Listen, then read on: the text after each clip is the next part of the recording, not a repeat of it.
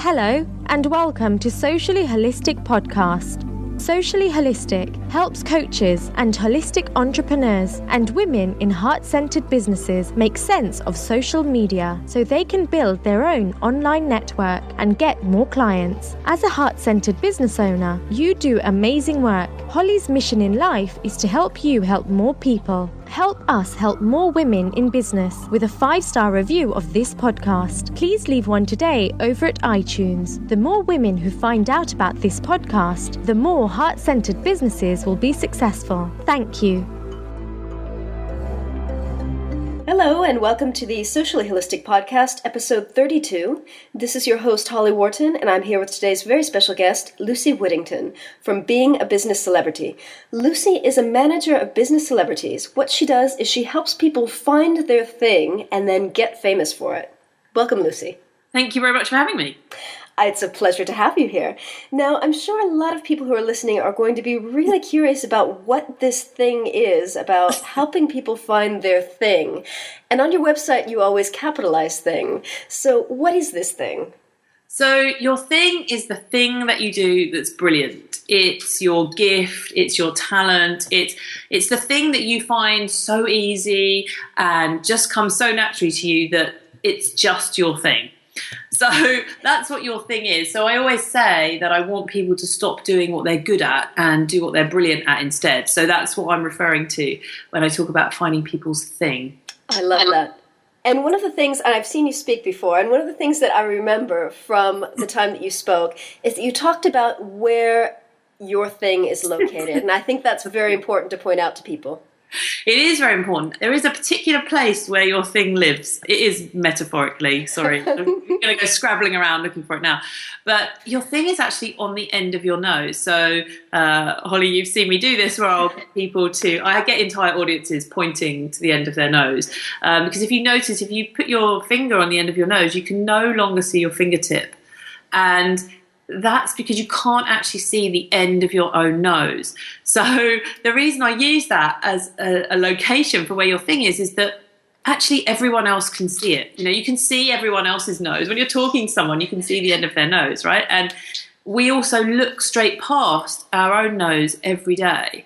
You know, we might not be able to see the end of our own nose, but it's certainly there. It's really obvious, and we look straight past it. And that's quite often what we do about our thing. It's something that's so automatic to us, so obvious. I've had loads of clients say to me, well, that's just common sense. And I'm like, yes, but it's common sense to you, not to everyone else. And it's really easy to not see your own thing because you don't understand its value. It's just something that you do.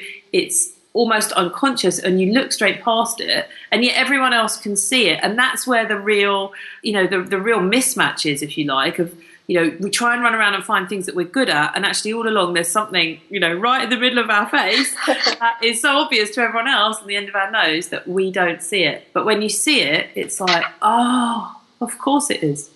I absolutely love that. And I think that is such a huge struggle for so many people that go into business, and especially coaches that, are told from the very beginning that they have to find their niche, and you've got to get your niche and figure it out as soon as possible. Yes. And it's just so stressful and so frustrating because, as you say, it's right there, but it's so hard to see for yourself. Yeah. And so really, I'm just a big mirror. I mean, that a lot of what I do is I help people see what's there already, because it is hard to see it for yourself. And, hands up, I needed help seeing my own thing. And actually I still do. I still have little, elements of my thing pointed out to me by other people. And I go, oh, yeah, you're so right. That is what I do really brilliantly. And I just do it without thinking about it. Good point. So it is really important that what's really important is you understand that you already have it. Right. So often, you said about going and finding a niche and going and looking and doing something else. Your thing you already have. So for me, your thing is your niche. And actually, if it's okay, I'd like to talk about the niche supermarket for a minute. Yes, please. I find this a really useful thing to talk about. So when you're told you must find your niche, you must go and find your niche, and you go off to the niche supermarket. Again, not a real place. I can't send you the address, but it's like it's like a big. I imagine it's this big kind of superstore of just shelves and shelves full of niches. And there's loads and loads in there to choose from. And so obviously, if you're going to go and look for a niche, you go and pick the one that you like the most. You'll go and find the industry or the market or the type of people or the ones that you go, yeah, I really like those people. I really like that market. I'm going to go and choose that niche. So you pick the absolute best one you can find in the store. Because why would you pick one you don't like? That would just be very silly. So you go and pick the best one in the store that's right for you, and you bring it home and you unpack it, and you can actually get quite excited about it because you did choose the best one, and it fitted a lot of criteria for you, and it ticked off loads of things on your list, and often we can get really excited about a niche that we've chosen for a while because we obviously picked one that appealed to us, but because it didn't come from you, there was still that element of you kind of going out and choosing it. At some point, that excitement might wear off, or you might start to think about other things you'd like to do. And actually just having that one niche is kind of restricted, and maybe you feel like you've niched yourself into a bit of a corner, and you can get really frustrated about that. So my take on this is, and trust me, I've done this, and I'm happy to share what I did, but I went and picked a niche, and I felt I'd niched myself into a corner, and I was getting really frustrated because there was so much more I knew I could do and other people that I could help. But it's like I'd given myself an identity that was stopping me from really doing what I was brilliant at. And that happens all the time. I see it all the time. And it's about understanding that when you find your thing, there might be different ways that you can do it, express it, and different projects you can take on under the banner of doing your thing. Whereas if you go and pick a niche, it's like you've just, it's like you've got yourself a uniform. I don't know about you, Holly. I have a problem with uniforms. Right? Yes, no, not good. No, I've had to wear uniforms before in various non-glamorous jobs that I've had, and I'm not good with a uniform. And so sometimes picking a niche is like being told to wear a uniform. Which obviously, if you've got to go to the uniform shop, you pick the nicest looking uniform, but after a while it's still a uniform. I really, really like that analogy because it's something that comes from outside you. Yeah. Something that you're putting on yourself, whether it's a mask or a uniform, or it's something that you're putting on rather than something that's coming from within. Correct. And that's the difference. And, your thing is your niche, and you can then choose to niche it in the traditional sense of, find a particular market or take it to a certain audience. That's fine, but it's still your thing and it came from you. You might just have, like I've chosen to share my thing with, small business owners and solopreneurs and, people who are very much doing something that they want to do, and their business is an expression of who they are rather than big corporates. That's right. Just a decision I've made and a niche I've chosen to take my thing to, which is a different energy. Yeah, very, very different. So yeah, sorry, that's my little digression into the niche supermarket. I loved the niche supermarket. Thank you so much for sharing that with us. Why don't you tell us a little bit about your background? Because if I remember correctly, you've got a marketing background. I do, yes. When I had a proper job, in inverted commas, I worked in marketing. So I actually worked in software marketing for a really long time, which wasn't the glamorous rock star lifestyle I'd necessarily planned for myself. My first degree was in economics and politics. As you can see, I'm neither a politician or an economist. No. No. I then did an MBA as well because I was one of those people. I was very academic and I was very into proving to people that I knew what I knew. So for me, the only way that I saw that happening was that you got, another qualification or another certificate. So I very much went down the route of, okay, let me get my certificate in this. I'm a member of the Chartered Institute of Marketing, and I got my MBA, and I did all these other things that at the time I thought were important to show people what I knew, because I was, wanting to prove that I knew what I knew. Anyone who's ever studied business academically will know that the time that you really learn about business is when you start your own. So I actually started my own business in 2005 now, which seems like a very long time ago. And to be honest, I was a bit lazy when I started my business because I thought, I always knew I wanted to start my own business. So at the back of my mind, when I was doing my MBA and all those things, that was kind of why I was doing it. Like I said, kind of misguided on the whole, how much that would prepare me for actually having a business thing. Yep. But anyway, it still meant I had a good understanding of how business worked. And I started my business in 2005, and I did basically the laziest thing I became a consultant back in the industry that I'd had my job in. So I literally did my old job, but for more money and in my pajamas if I wanted to, because I was at home being a marketing consultant. Now, it was pretty good business to have. I was well known in my industry. I'd become an expert in it because I'd done it for so long. And I had some great clients, but I hadn't factored in a few things. One was that I'd gone from having a job to what essentially was having lots of jobs. If you've ever been a consultant or you've done that type of work, it's like having lots of jobs at once and lots of bosses, all of whom think that you're the only person they work for, which can be very interesting when it comes to time and energy management. And but it was a great job. I had a great business. You can make a lot of money doing that. But obviously it was all me working in my time, which was great while I was able to devote lots of my time to my business. And then I made a executive decision to have some small people. So I have two lovely small people now who are, how old are they now? They're 7 and 4 now. So they're kind of edging into middle size. So I have my small people, and I'll be honest with you, that was a little bit of a shock to me about how much time they took up. Because as much as everyone tells you, you have children, everything will change. And I was like, no, be fine.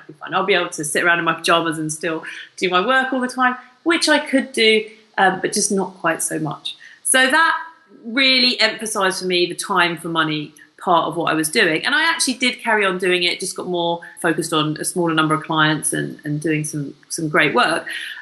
But I kind of knew that wasn't my thing. It wasn't what I'd chosen. I'd just fallen into it. Mm-hmm. And it was doing something that I'd got to that place where, I'd invested so much time and effort in it. It's really hard to give something up that you've invested a lot in, whether that is money or whether you've learned a lot of skills or you've spent a lot of time in it or you've established a reputation, whatever it is.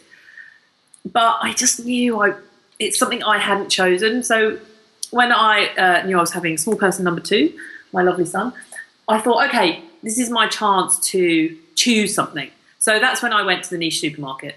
I went and I thought, right, what am I really good at? Marketing. What do I really love? Which for me was travel and hotels. I mean, I'm absolutely obsessed with travel and holidays. And I mean, I know everyone likes going on holiday, but I am obsessed.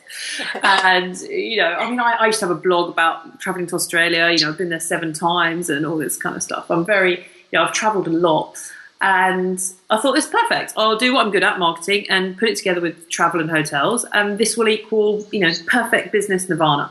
So I did everything as you should do. Obviously, I know what I'm doing. I'm a marketeer. I know what to do. So I've actually still got, I think it's still #1 best-selling book for hotel marketing on Amazon.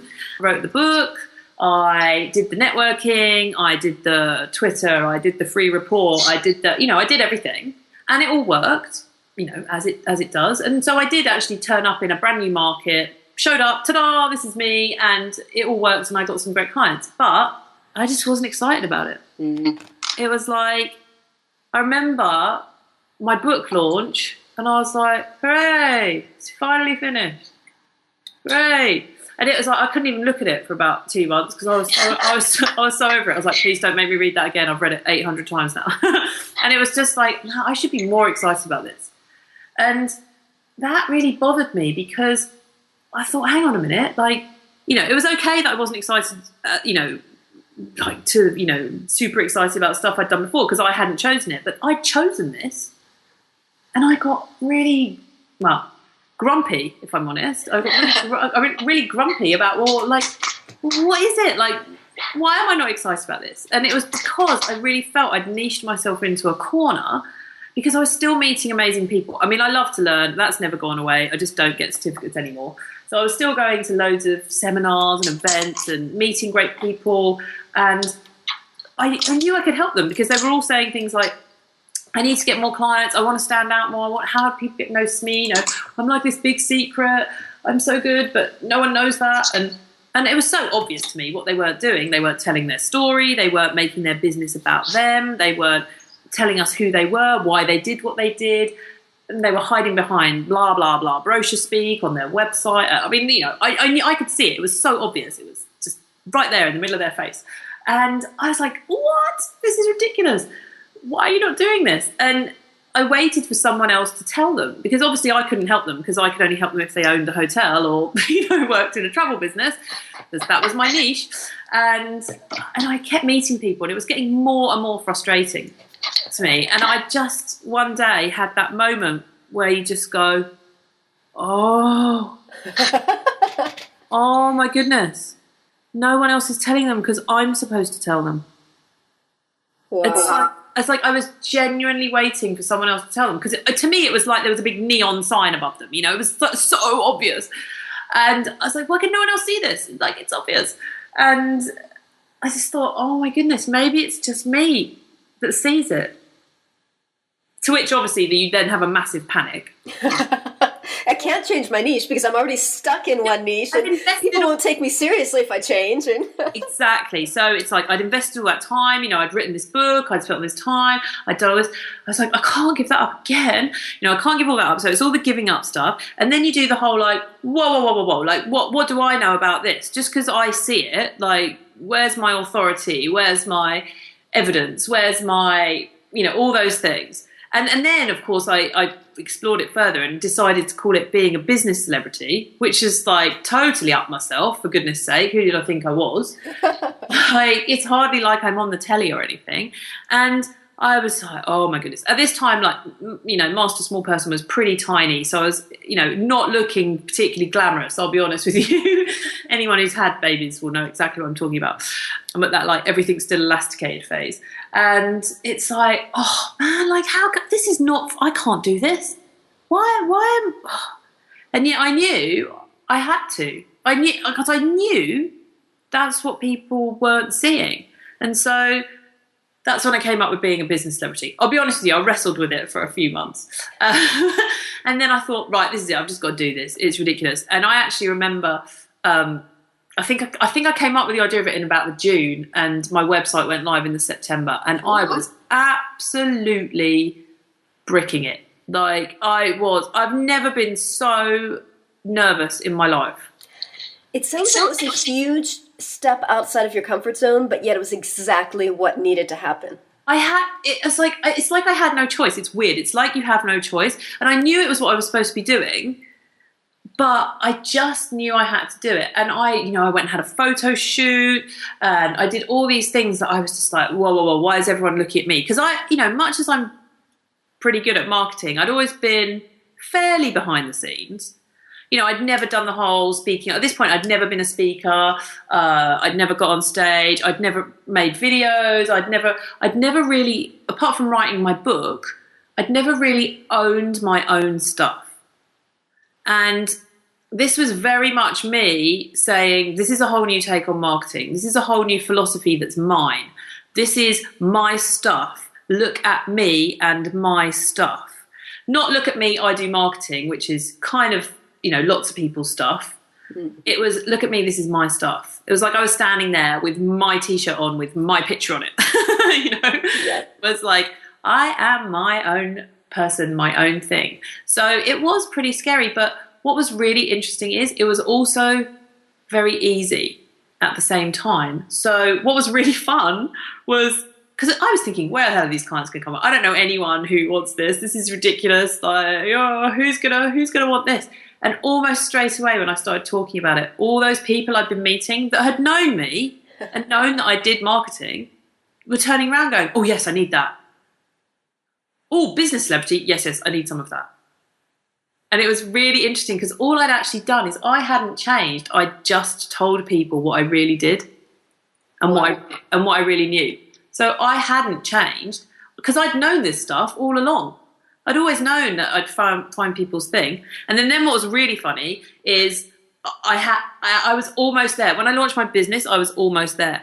Because at that point, I still thought it was just about the marketing. Because I'd only ever been paid to do marketing. Well, if we ignore the waitressing jobs and stuff. Like in the world of proper work, I'd only ever really been paid to do marketing.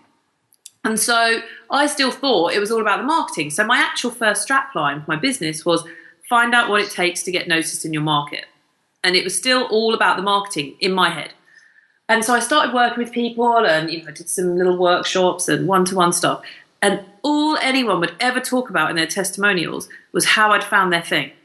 Mm. They were like, you totally found my thing. You totally know what it is I do that's different. You totally got me. And I'd be like, yeah, of course I have. I have to do that so I can do the marketing.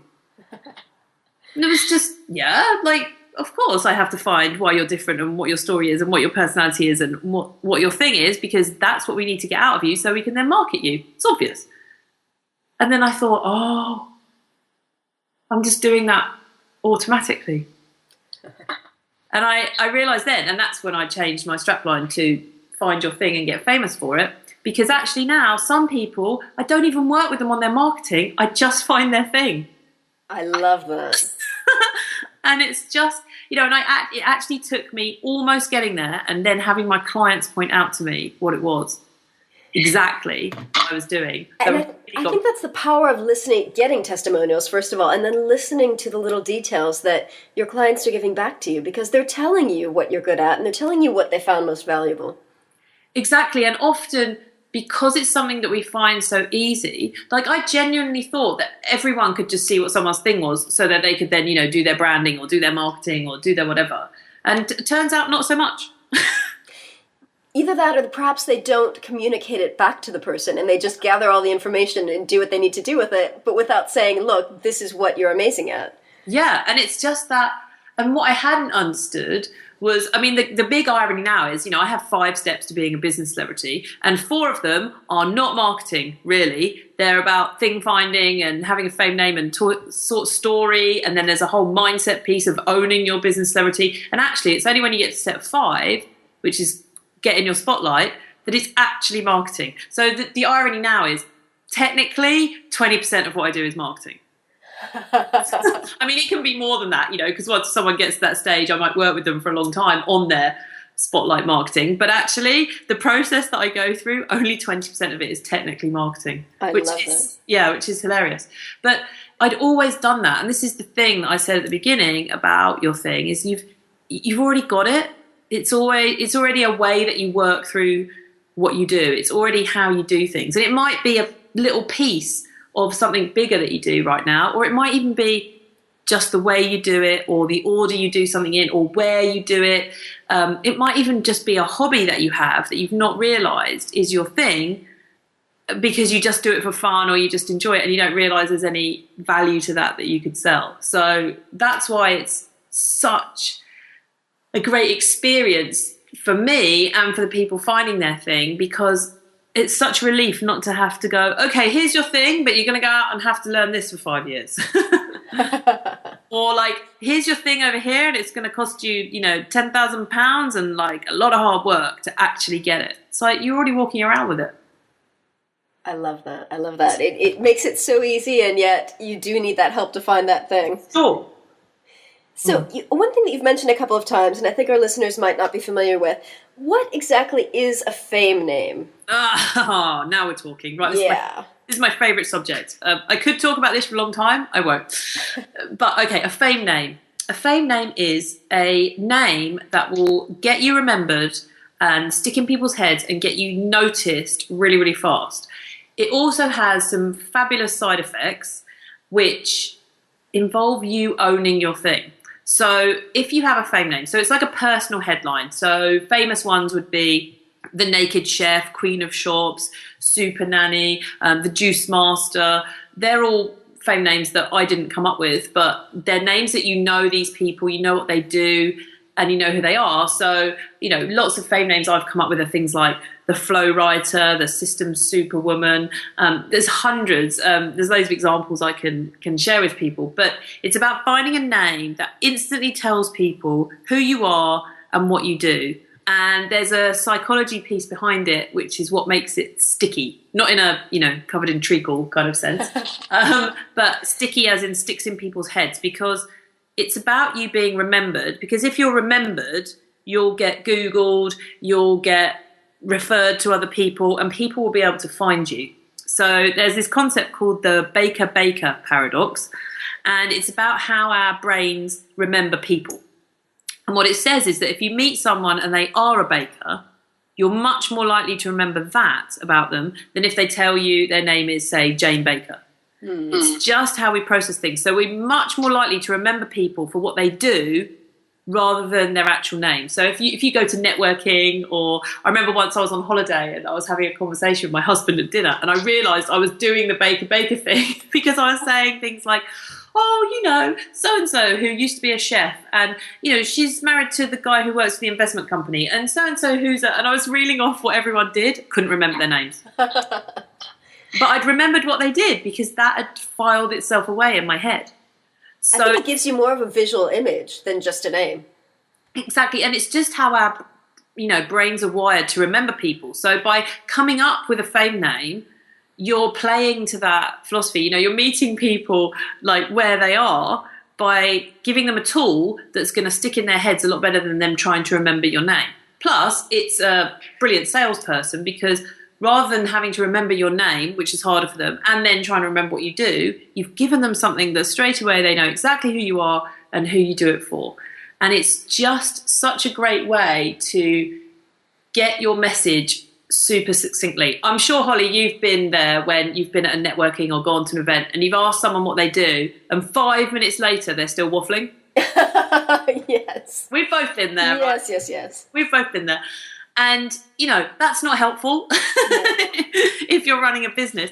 So by getting everything down to the essence of a fame name, and obviously a fame name can have a tagline as well, but, there's certain elements that you get into your fame name and people just get it straight away. And they'll know whether they're someone that they need to work with or not, or someone who they can refer a friend to, or they just get what you do without you having to waffle for 5 minutes and then them still not know. So it actually helps you as well get really clear on owning your thing. I mean, that's the other purpose of it, which is less marketing, more mindset. But it's about when you're the something, if you stand up and say, this is who I am and this is what I do, you have to really own that. And by owning it and having that confidence around it, it makes everything in your business easier. You'll have more confident marketing, you'll have more confident sales conversations. You'll just generally be more confident about what you do that's brilliant. And that only ever attracts people. I find confident people, not arrogant, let's be clear, there's a line that we don't want to cross. But when someone's really confident about what they do, you want to buy from them, you're engaged with them, and you love the fact that they're confident about it.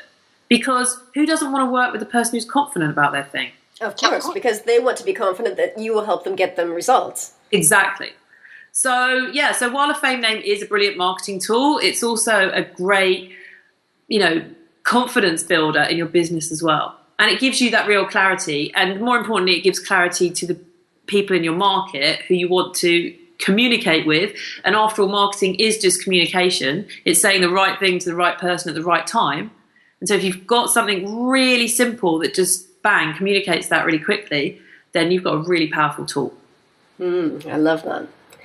So what would you say are your top tips for finding your thing? Well, there's only 2 ways to find your thing. All right.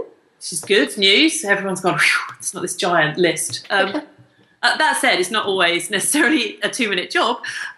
So 2 ways to find your thing. Number 1, what is it that you find really, really easy? Mm-hmm. And this can be hard to pick apart. You have to kind of step back and go, okay, what is that piece of common sense that I call common sense, but no one else sees it? So it's what you find really easy, what do you do really effortlessly or naturally. Sometimes it's just the way that you do something. I often work with people and they go, well, I do this first and I do this first. And I say, well, why? They're like, well, because I have to do that so I can work that out. Like with me and my thing finding, I had a whole set of processes that I go through before I would get to the marketing, because that's just how it made the marketing good. Mm-hmm. And I hadn't realised those separate. So there's a lot of unpicking sometimes you have to do. And it's also a lot of honesty around being okay with the fact that something you find really easy you can get paid for.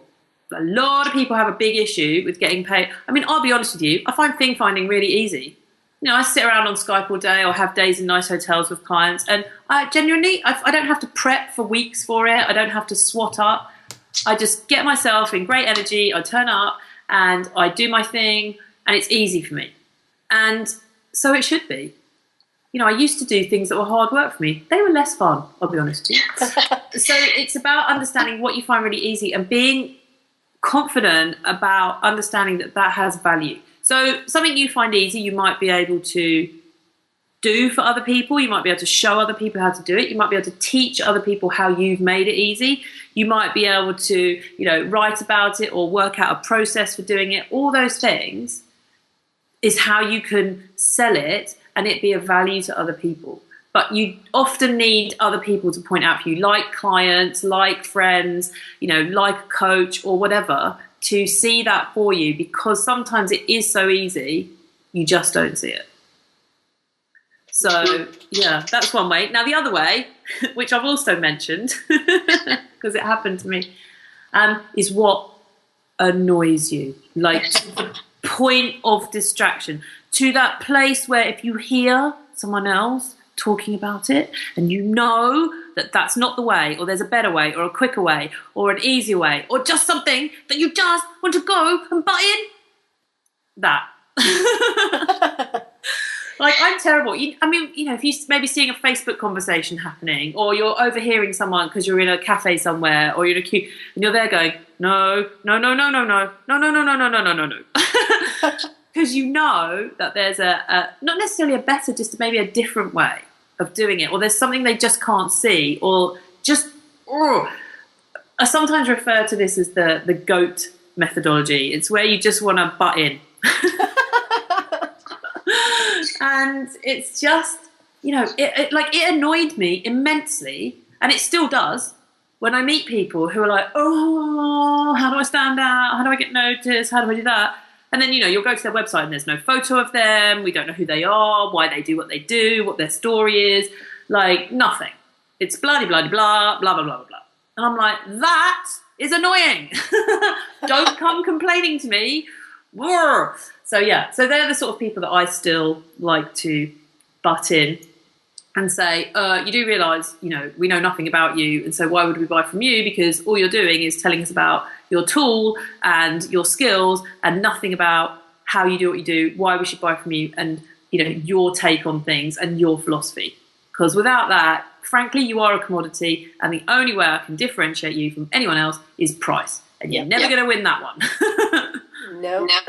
So yes, so it's what annoys you. It might be that other people don't do it the right way, in your opinion, or they don't add in enough steps, or they're confusing it for people, they're making it too complicated, or there's a belief in your industry that things have to look a certain way, or something has to be done in a particular way. I mean, I'm very high maintenance. I'm very happy to admit this. I never used to be happy to admit it. I still was. But I'm very high maintenance. I run all my events at really nice hotels. There has to be really nice food. Mostly they're by the seaside because I happen to love being by the beach. I live by the sea. I do things the way I like to do them because I want people to have that experience. And that's really important to me. That part of what I do is an experience. Now, other people might do what I do, but just be like, yeah, whatever, we'll just do it on Skype all the time, we'll just look here, no, blah, blah, let's just get it done. That's not how I do stuff. So that is actually part of my thing. And it annoys me when people don't, add those extras in, because for me, that's part of it. So for me, I would never run an event in a room with no windows at an airport or something. We've all been to those. Oh, yes. And because that's just not how I do things. I'm like, well, where's the experience in that? I want people, I know very much that when you're finding your thing, or you're doing anything that involves you, changing what you're doing or going somewhere else, it's really nice to have a mark in the calendar for that, or have something booked in as an experience, or have something built around that so that you can anchor it and things like that. So it's like, well, if I'm going to have it in a hotel, why don't I pick a really nice one? And little details like that. It might be that you think other people do things too quickly. So where other people might sell their services on the fact they can do it in 2 hours, you might actually know for a fact that people will need 2 weeks. And so you get really annoyed when you see people pushing get this done really quickly. And you're like, well, actually, I don't believe that's not my philosophy, that it can be done that way. It can be something as simple as that. But if it annoys you, look into that. I love that. Thank you very much. How can other women in business benefit from working with you? Because you've mentioned being a business celebrity, you've mentioned how to find your fame name. How do you work with people, and how can people get in touch with you to have this experience with you? So the easiest way to get in touch with me is via my website, which is beingabusinesscelebrity.com. There's some free goodies on there. You can find out about how to work out your fame name and the 5 steps to being a business celebrity. And that's really how I work with people. Often people come to me because they'll say, okay, I know my thing, and I just want to get famous. But often they've labelled what they're good at their thing, and it's still that niche from the niche supermarket. So actually, I like to work with people from right at the beginning, even if it's just to double check, she says, knowing that it usually isn't their thing. And I like to help people find their thing first, because honestly, without that, I can't do everything as well. And I know that people won't own it as much. Once you've found your thing and you know that that's your thing, it kind of takes on this life of its own, like mine did. Even if you're afraid, or even if you're unsure, or even if you're, telling yourself all these things about, I've got to give up all this and it has all this value. It has this extra energy that just keeps you driving through that anyway. So without finding the thing first, it's really difficult to do the other things, or they don't stick. So I help people find their thing, and then I help them work out a fame name. And then I help them with their story, because your story is what brings everything together. And, people buy your why, basically. Yeah. Unless you are selling a widget or a commodity. If you're selling any kind of service or consultancy or coaching, anything like that, they will buy your why. So having your story around that really helps. So I help people with their story. And then the 4th step of being a business celebrity is that nothing's impossible. So this is the part where there's absolutely no point me helping people with marketing and getting your spotlight strategies if they're not owning it, if they're not able to go, you know what, this is my thing, this is what I do, this is what I'm brilliant at, with no worry and no trepidation. It's really, you've got to get to that point where you own it, because otherwise it's just a case of a bunch of marketing activities that you may or may not have your energy behind. And we've all seen it. And I have a particular philosophy about marketing, which is that you not only do you need to find your thing, but you need to find your media thing. And your media thing is how you naturally like to communicate. I said before, all marketing is communication. And so some people like to go off into what I call their creation cave. And, they're brilliant at communicating when they're translating their own thoughts and they're on their own. So these people make brilliant blog writers and article writers and book writers and that kind of thing. Other people are brilliant when they're one-to-one. So like, we're doing an interview now. Mm-hmm. Some people are brilliant when they're just one-to-one with someone, maybe face-to-face, or having an interview or having a conversation. So they can turn that into their marketing. They can do podcasts like this, or they can, interview other people. They can make little videos where there's just 2 people. Or they're people who like to broadcast. So these people, like to have a big audience. They like to be speakers. Maybe they like to make lots of videos. They're very happy to broadcast themselves to a big audience. And obviously they can turn that into their marketing. Because I really see, and you've seen me do the face, haven't you? I think so. So this doesn't translate so well into audio, but let's just say my lovely, beautiful son has a very, very expressive face. Let's use the word straining when he's taking care of his very important business. And yes, I'm talking about that very important business in the smallest room of the house. He's very expressive about it because, kids don't have any kind of, shyness about expressing how they're feeling. So he'll be busy taking care of his important business. And that's kind of what it looks like when people force out their marketing. Oh, yes. So if you're forcing out some videos, even though you hate making them, or if you're forcing out some writing when really you're not a writer, or you're forcing out any of these things, basically the same thing comes out. And just in case you've not quite got where I'm going with this, I'm talking about number 2s. So, yeah, and it's like no one wants to get that in their inbox, and no one wants to get that on their doormat. And so it's really about finding media that suits you and comes from you. So you're always in your best energy when you're being in your spotlight, because if you're forcing it out, we're going to know that. You know, we as your audience, as your market, know that you're forcing it out, and there's no way we want to buy from you because you look uncomfortable. So why would we want a piece of that? You know, if you don't look like you're enjoying it, why would we want to join in? And people forget that, and they'll often get sidetracked with like, oh, I'm supposed to be on social media, I'm supposed to be doing this, I should be writing a book, I should be making videos. It's like, not unless it's your media thing. So that's the piece I do at the end, which is my take on marketing, which obviously, you know, I can help people with, you know, for a short amount of time or a long amount of time as we develop their business and get them noticed. But that's where my marketing piece comes in. And even now, within that, I have my own take on it.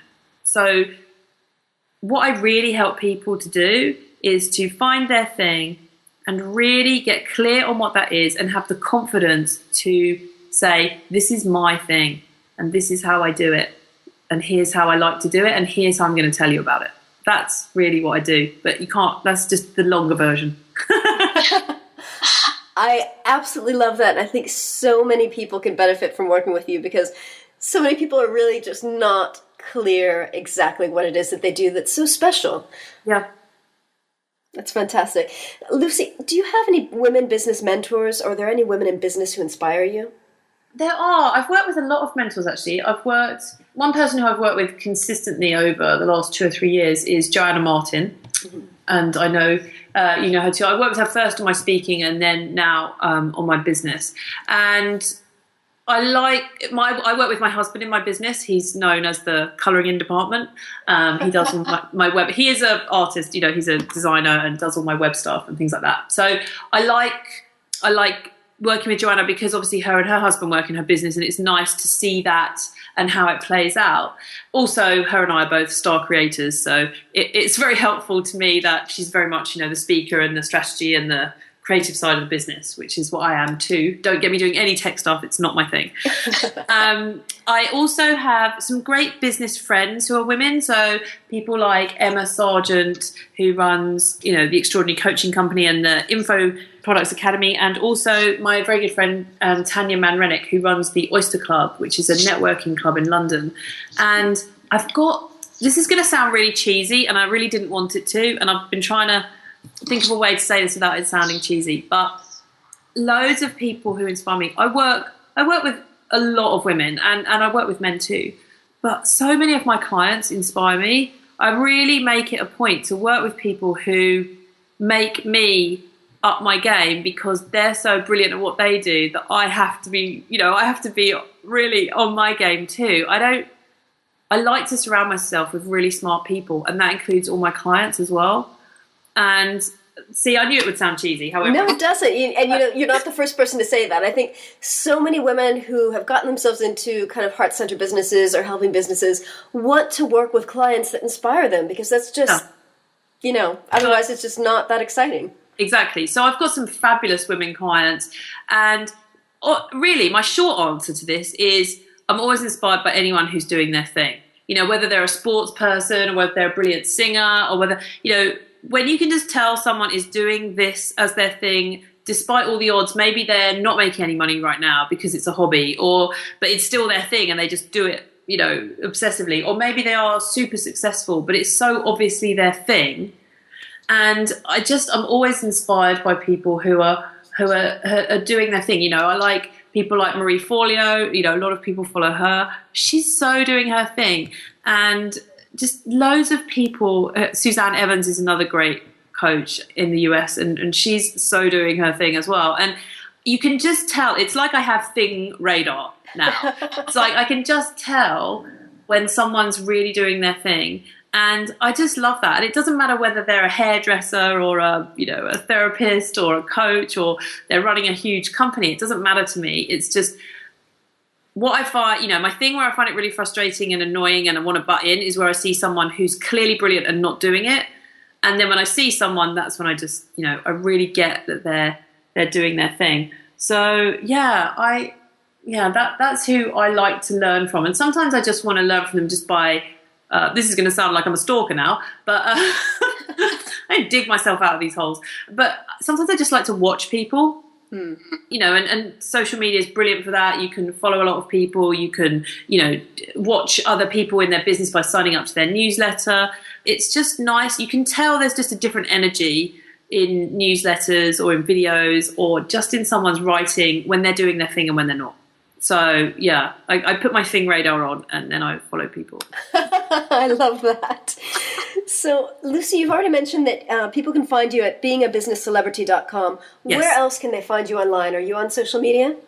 I do spend too much time on Facebook. Okay. Yes, I love Facebook. So I do have a Being a Business Celebrity Facebook page, and I also have my personal page that I hang out on, like I say, possibly way too much, at Lucy Whittington. So do come and friend request me, send me a little message, say hi. And if you want to get some tips, and I write a blog every single week that goes out in a newsletter with, thinging type tips and spotlight type tips and all sorts of other things, plus usually some comedy photos of what I've been up to and all manner of interesting details. So if you want to get that, then you can just sign up on my website and I will send you lots of cool stuff every week, I promise. Fabulous. And thank you so much for being our guest today. I absolutely loved talking to you. I've heard you speak before, and I love hearing it every time you talk about finding your thing and getting famous for it. I think it's just so motivating and so exciting, and it's just absolutely important for everyone that's got a business. Thank you. I think so too. Fabulous. Well, and thank you for listening as well. And remember to visit sociallyholistic.com/SHP32 for the show notes on this episode. Thank you. Thanks so much for listening to the Socially Holistic Podcast with your host, Holly Wharton. Please help us help more women in business by giving us a 5-star review of this podcast. The more women who find out about this podcast, the more successful businesses there will be. So please leave a 5-star review today over at iTunes. Thank you.